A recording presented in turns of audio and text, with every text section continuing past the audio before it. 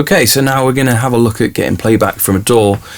So the procedure is pretty much the same in most of the studios. We have the small audience here, which is an inline console, and I'm going to just talk you through how some of the routing works and how we get playback from either Logic or Pro Tools or Ableton or whatever DAW you're going to be using. So as I mentioned before, this is an inline console, and we have our long faders here and our short faders up here. The long faders can be thought of as the DAW playback layer, and this will be indicated by these lights here. At the moment these say mic and they should say DAW, so we can flip those to DAW to get playback from the DAW by pressing these flip buttons here.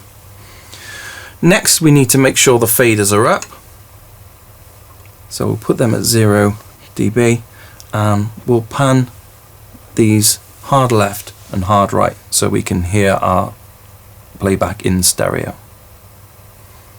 We also need to press the mix button to make sure that we're sending the signal to the mix bus, to the master fader on the desk.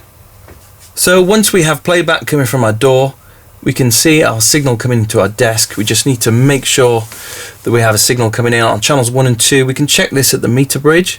So if we can see on channel 2, we've quite clearly got a signal coming in on the long meter.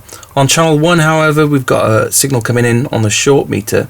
So to change that, we can press this MTR button here.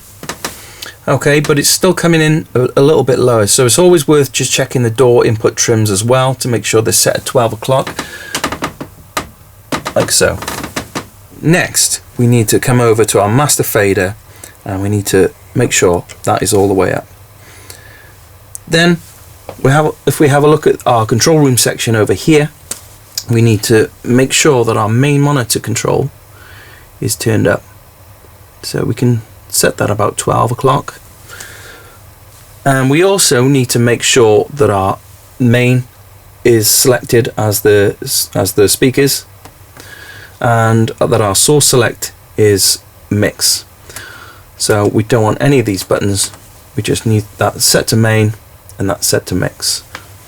So once we've checked our master fader and our master fader's up, we can then check the meter bridge to make sure our main mix is leaving the desk. So once the signal leaves the desk, it's now coming into our Sonifex monitor controller. We can control the monitor level here, and we can use this button here to cut the signal altogether.